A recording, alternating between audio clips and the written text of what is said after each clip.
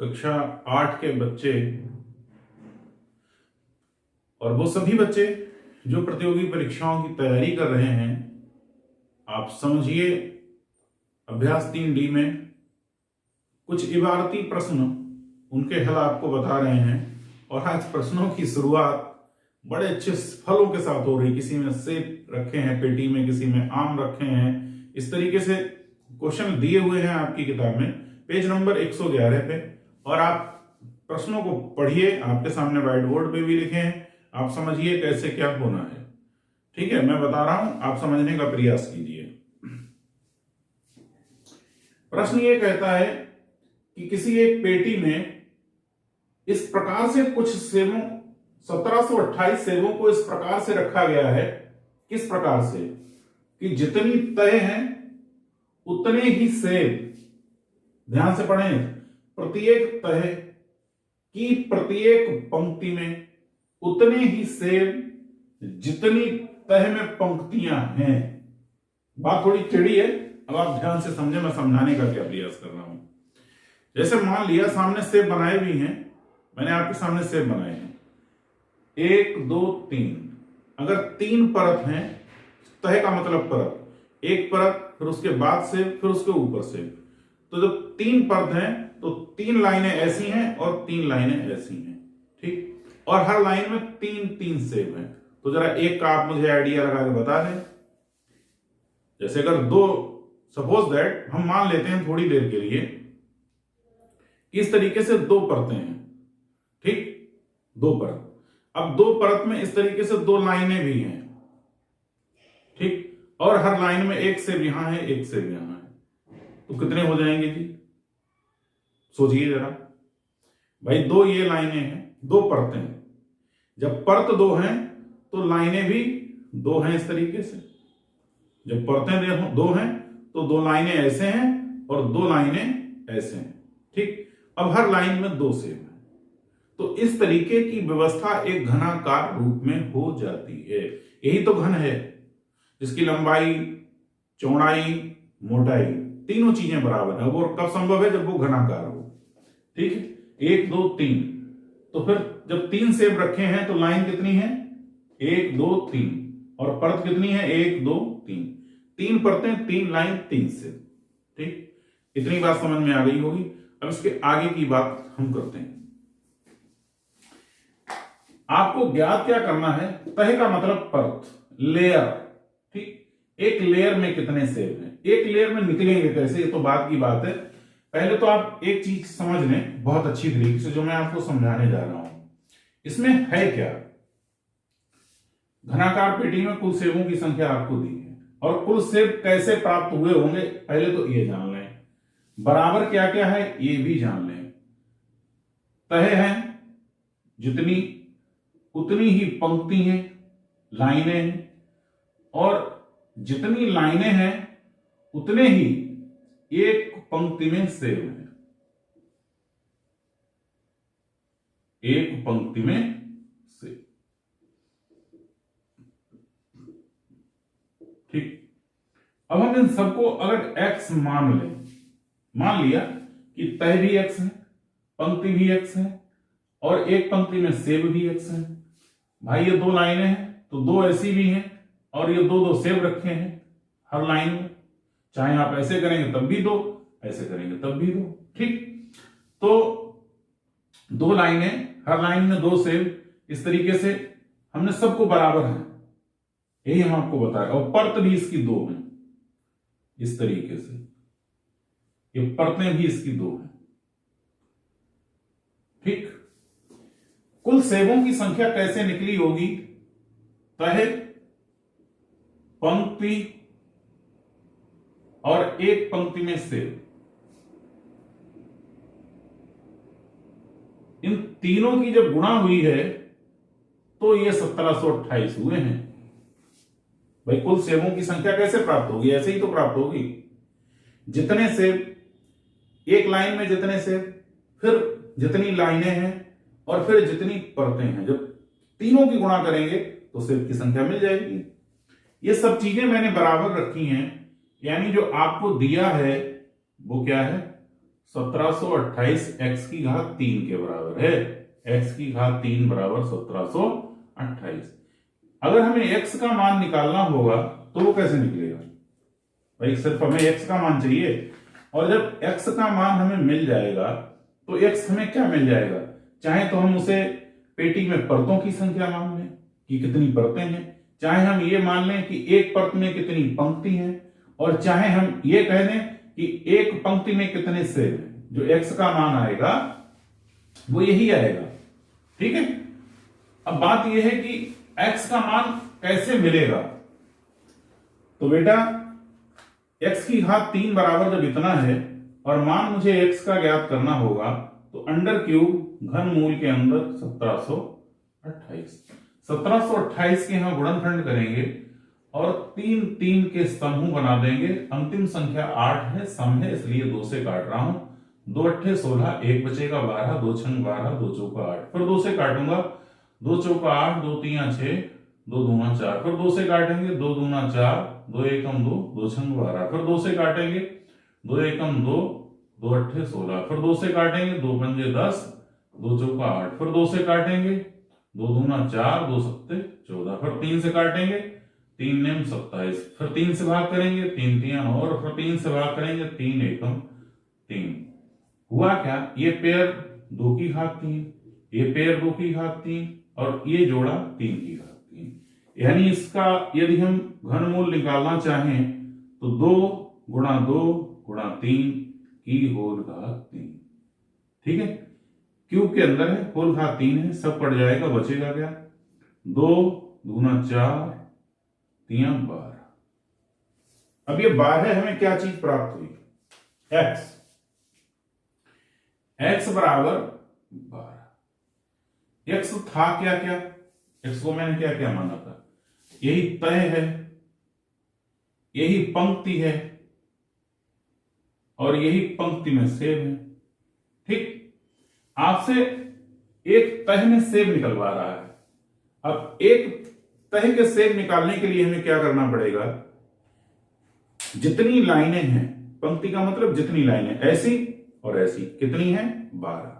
ठीक, 12 लाइनें हैं और हर लाइन में 12 सेब हैं। तो जब 12 की 12 से गुणा करेंगे तब हमें एक परत में कितने सेब हैं ये पता चलेगा। ठीक, अब हमें अगर निकालना है तह में सेब, तो तह में सेब निकालने के लिए हम क्या करेंगे?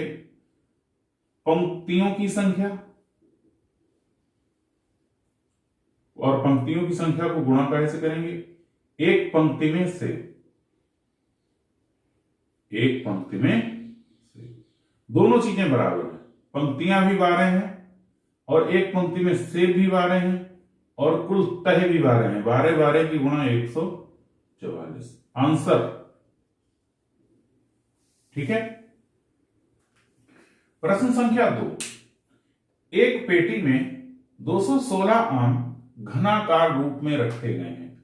फिर वही बात, घनाकार रूप में रखने का अर्थ यह है कि जितनी पंक्ति उतनी परतें, और हर पंक्ति में उतने ही आम हैं जितनी की पंक्तियों की संख्या। अगर पंक्तियां 2 हैं तो हर पंक्ति में 2 आम हैं। अगर लाइनें 4 हैं तो हर लाइन में 4 आम हैं।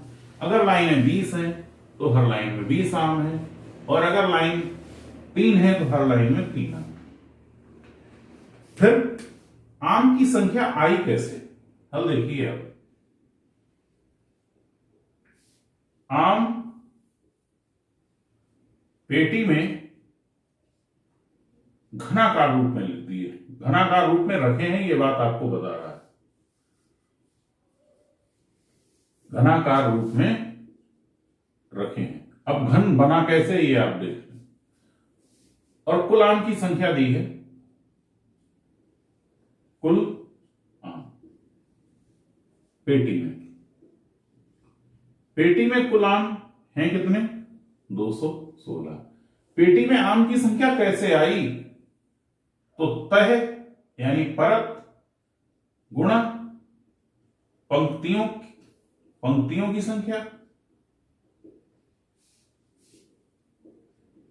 गुणा एक पंक्ति में आम। ये जब तीनों चीजों की गुणा हुई तो हमें क्या प्राप्त हुआ? कुल से। अब चूंकि ये घनाकार रूप में रखे हैं तो जितनी तह उतनी पंक्ति और एक पंक्ति में उतने आम, तीनों को मैंने x मान लिया।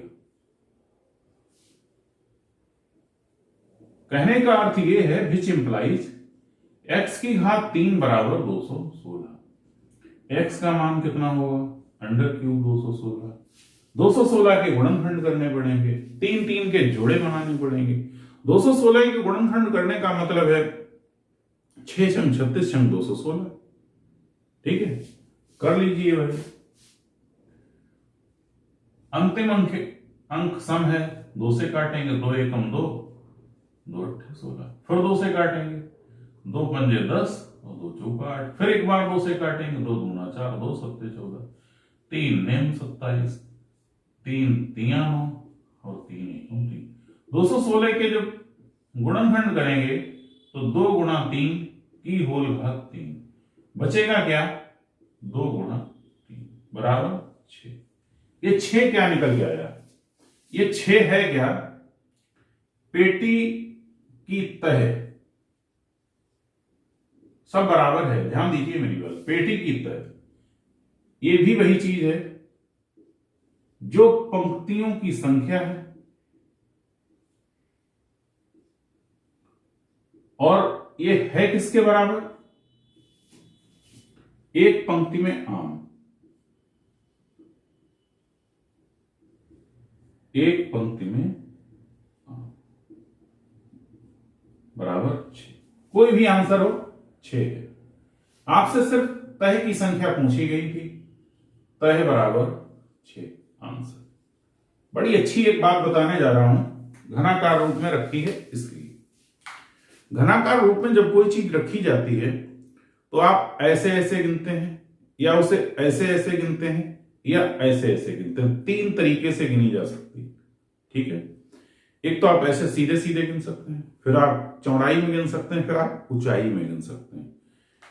6 आम ऐसे भी रखे थे, 6 आम ऐसे भी रखे थे, 6 आम ऐसे भी रखे थे। तीनों तरीके से 6 आम रखे थे और 1 2 3 ऐसे 6 लाइनें थी। 6 ऐसे भी थी, 6 ऐसे भी थी, 6 ऐसे भी थी। ठीक है, अगले प्रश्न की तरफ। प्रश्न संख्या 3 की तरफ हम चलते हैं और प्रश्न संख्या 3 में यह कहा गया है कि एक बक्से, संदूक का मतलब बक्सा। पहले लोग क्या करते थे? संदूक बोलते थे। संदूक का मतलब बक्सा होता है जो घर पे जिस पे कपड़े उपड़े रखे जाते हैं। उसमें चाक के डिब्बे रखेंगे और चाक का डिब्बा है घनाकार। लूडो के पासे की तरह, जो हम लूडो खेलते हैं उसकी जो डाई होती है, पासा होता है जिसपे 1 2 3 4 5 6 लिखा होता है, उसकी तरह जो चाक का डिब्बा है उसकी तरह है। उसकी लंबाई, चौड़ाई और ऊंचाई तीनों चीजें बराबर हैं। उन चाक के डिब्बों को एक बक्से के अंदर घनाकार रूप में रखा गया है। घनाकार रूप में रखने का अर्थ यह है कि घनाकार रूप में जितनी लाइनें हैं उतनी ऊपर तक लाइनें हैं और हर लाइन में उतने ही डिब्बे रखे हैं जितनी तय, जितनी परतें उतनी लाइन, और जितनी लाइन है एक लाइन में उतने ही डिब्बे। तब ये शेप, तब ये आकार घनाकार तैयार होगा। ठीक है, अब हम चलते हैं, जो दिया है बताते हैं। संदूक में कुल डिब्बों की संख्या दी है और कुल डिब्बों की संख्या कैसे प्राप्त हुई होगी ये भी तो आप देखिए।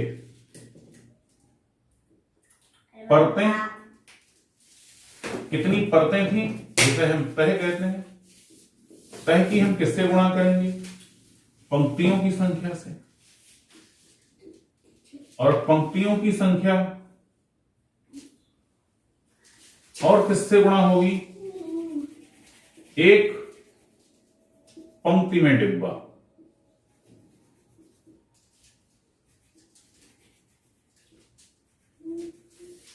चाक के, जब ये तीनों की गुणा होगी तब हमें कुल चाक के डिब्बे पता चलेंगे। इस तरीके से चाक का डिब्बा था। ठीक है, बात ये करना है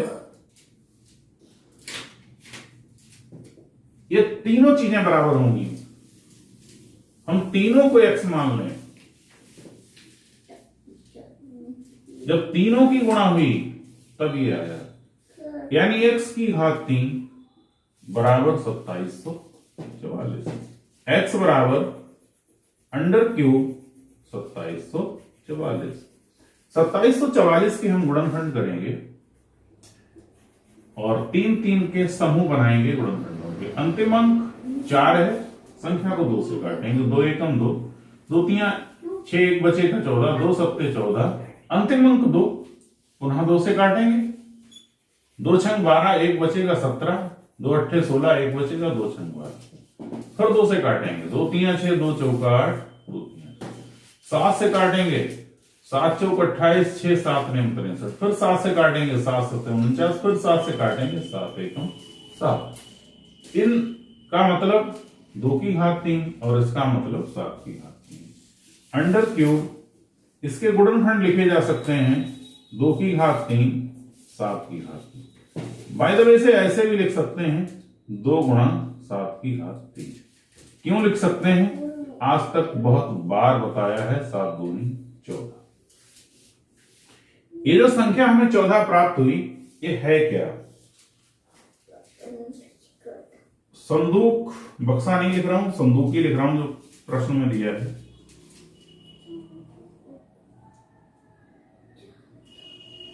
संदूक की तह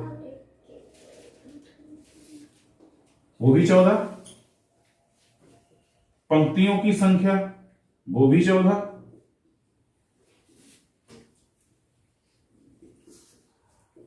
एक पंक्ति में डिब्बे वो भी 14।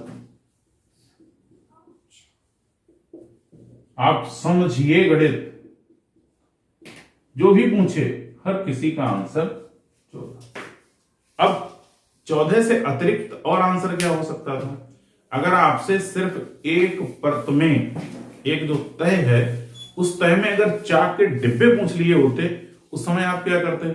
उस समय आपको पंक्तियों की संख्या से एक पंक्ति में डिब्बों की संख्या से गुणा कर देनी थी। चूंकि ये घनाकार रूप में रखे थे, इसलिए सभी को 14 से 14 की गुणा हो जाती। ठीक, अगले प्रश्न की तरफ। प्रश्न संख्या 5 की तरफ हम चल रहे हैं।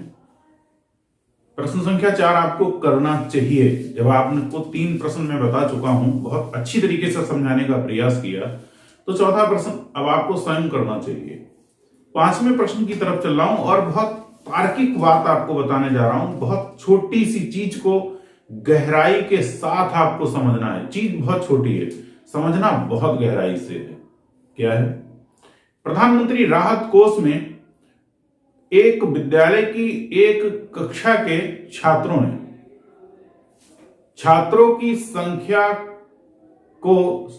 संख्या के घन के रूप में चंदा दिया। घन का मतलब, अब आप 3 गुना और घन, दो चीजों में आप अंतर समझिए क्या है। ठीक, छात्रों की संख्या मान लो 10 है, एक कक्षा है और उसमें छात्रों की संख्या है 10। अब उनका घन के रूप में उन्होंने चंदा दिया है। ठीक है, समझा रहा हूं आपको, जरा समझिए। 3 गुना और घन रूप दो शब्द हैं। अगर छात्र 10 हैं तो 10 का 3 गुना कितना होगा भाई? 10 गुना 3 बराबर 30। और अगर छात्र 10 हैं तो 10 का घन कितना होगा? 10 की घात 3। 10 की घात 3 का मतलब 10 गुणा 10 गुणा 10, 10 दशांश 100 दशांश 1000। इतना अंतर है गुना और घन में। ठीक है, बात समझ में आई होगी। 3 गुना का मतलब दी हुई संख्या को 3 से गुणा करना है, और घन का मतलब दी हुई संख्या को उसी संख्या से 3 बार लगातार गुणा करना है। तो जो विद्यार्थियों ने चंदा दिया है वो अपनी संख्या के घन के रूप में दिया है। ठीक, अगर संख्या 50 थी तो चंदा दिया है 50 गुणा 50 गुणा 50। आपको बताना है कि कक्षा में कुल कितने विद्यार्थी हैं। कैसे आप बताएंगे, आप समझिए। जो चंदे की धनराशि है वो क्या है? विद्यार्थियों की संख्या। पहले मान लें माना कक्षा में विद्यार्थियों की संख्या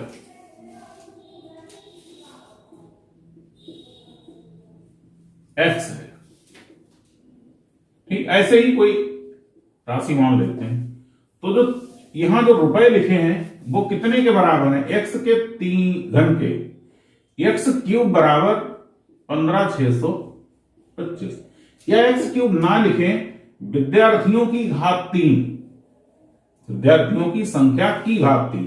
यदि आप लिखना चाहें तो यहां पर यह भी लिख सकते हैं, कक्षा में विद्यार्थियों की संख्या की घात 3 बराबर क्या है? 15,625। अब हमें विद्यार्थियों की संख्या की घात 3 तो निकालनी नहीं है, प्रश्न में सिर्फ पूछा गया है कक्षा में विद्यार्थी, तो जो घात 3 है इसका करेंगे क्या? हमसे तो सिर्फ कक्षा में विद्यार्थी पूछा गया, तो घात 3 जब बराबर के इधर जाएगी तो क्यूब बन जाएगी, अंडर क्यूब घनमूल के अंदर 15,625। 15,625 के करेंगे गुणनखंड, कैसे होंगे? अंतिम संख्या 5, संख्या कटेगी 5 से, 5 तियां 15, 5 एकम 5, 5 दूना 10, 5 पंजे 25। फिर 5 से काटेंगे, 5 छक्का 30, 5 दूना 10, 5 पंजे 25। फिर 5 से काटेंगे, 5 एकम 5, 5 दूना 10, 5 पंजे 25। फिर 5 से काटेंगे, 5 दूना 10, 5 पंजे 25। फिर 5 से भाग करेंगे, 5 पंजे 25। फिर 5 से भाग करेंगे, 5 एकम 5। कहने का अर्थ यह है, ये जो संख्या मुझे प्राप्त हो रही है वो है 5 की घात 3, 5 की घात 3, 5 की घात 3 तो 2 बार लिख के गुणा करेंगे, इट मीन्स 5 इंटू 5, 5 गुणा 5 बराबर 25। कक्षा में विद्यार्थियों की संख्या, कक्षा में विद्यार्थियों की संख्या बराबर 25। आंसर। उम्मीद है आप लोगों को समझ में आया होगा। अगले प्रश्न और अंतिम प्रश्न की तरफ, थोड़ा टेक्निकल प्रश्न है, घनमूल के अंतिम अभ्यास के अंतिम प्रश्न की तरफ हम लोग हैं, और आपसे कहा था कुछ टेक्निकल बात बताएंगे। पहले आप प्रश्न को समझ लीजिए और फिर टेक्निकल बात बता रहा हूं। प्रश्न संख्या 6 ये कह रहा है कि घनाकार टंकी में पानी कितने लीटर है? 1331 लीटर। और एक चीज आपको दी है कि 1000 लीटर बराबर 1 घन मीटर। आपको ज्ञात करना है टंकी की माप। टंकी की माप हमें ज्ञात करने के लिए मीटर में ज्ञात करना होगा, और यहां क्या दिया है? लीटर। तो टंकी में पानी कितना आएगा? हम कोई गिलास लेते हैं, गिलास में पानी भरते हैं, तो गिलास में कितना पानी आता है? गिलास के आयतन के बराबर। बाल्टी में कितना पानी आता है? बाल्टी के आयतन के बराबर। ड्रम में कितना पानी आता है? ड्रम के आयतन के बराबर। तो टंकी में कितना पानी आएगा? टंकी के आयतन के बराबर। और टंकी का आयतन मीटर में लिखा जाएगा। पानी आपको लीटर में दिया है, इस लीटर को पहले मीटर में बदलेंगे, इस लीटर को मीटर में बदलेंगे, और ये केवल मीटर में तो बदलेगा नहीं, ये बदलेगा घन मीटर में, क्योंकि हम फिर क्या करेंगे?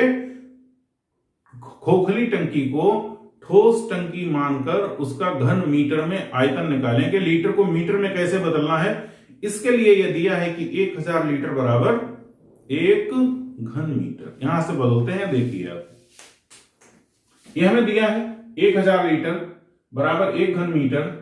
1 लीटर की अगर हमें वैल्यू निकालनी हो तो हम क्या करेंगे? 1000 इधर जो गुणांक है इधर भाग में भेज देंगे, 1/1000 घन मीटर। ये बात हुई है 1 लीटर की। इसी प्रकार यदि हम 1331 लीटर का मान निकालें तो ये कितना होगा? 1331 गुणा 1/1000 घन मीटर। और ये चीज है क्या? टंकी का आयतन। अब ये बदल के क्या हो गया, टंकी का आयतन। टंकी का आयतन, टंकी का आयतन कितना हो गया, 1331 बटे 1000 घन मीटर। टंकी घनाकार है तो किसी भी भुजा, आयतन क्या होगा, भुजा की घात 3 बराबर 1331 बटे 1000। अगर हमें भुजा यानी माप, यही तो माप है, जो ये भुजा है यही माप है। अंडर क्यूब, ये घात 3 इधर जाएगी, 1331 बटे 1000। 1331 के यहां गुणनखंड करेंगे, 11 से काटेंगे, 11 एकम 11, 11 दूनी 22, 11 एकम 11, फिर 11 एकम 11, फिर 11 एकम 11। 1000 के गुणनखंड कितने होंगे, 10 गुणा 10 गुणा 10, यानी 1331 को हम कितना लिखेंगे, 11 की घात 3, और 1000 को कितना लिखेंगे, 10 की घात 3। इकट्ठा लिखना चाहेंगे तो इकट्ठा लिख देंगे, 11 बटे 10 की घात 3। इसे हम लिखेंगे 11 बटे 10 की होल घात 3। आपको इसके गुणनखंड करके यहां लिखना है, ठीक है, इस चीज को ध्यान रखना। ये सब हट जाएगा, क्या बचेगा, 11 बटेगा। 11 को जब हम 10 से भाग करेंगे, 10 एकम 10, एक बचेगा, दशमलव लगाएंगे 0, 10 एकम बराबर 1.1 मीटर। अब ध्यान दीजिए, दो बातें और हो गई। जब भुजा मैंने निकाल ली तो जो घात 3 थी वो इधर चली गई, तुरंत घन मीटर गायब हो गया, मीटर बन गया, ठीक है, ये इसकी माप है, आंसर है। उम्मीद है, विश्वास है आप लोगों को समझ में आया होगा। निश्चित रूप से हमारा सिखाने का और आपका सीखने का ये सिलसिला लगातार जारी रहे, इसलिए आप लगातार हमारे चैनल से जुड़िए। कुछ गणित बेहद सरल भाषा में सीखिए, अच्छा गणित पढ़िए। अच्छा लगे तो सब्सक्राइब कीजिए, देखते रहिए। समस्या है तो कमेंट कीजिए। Thank you, I love you.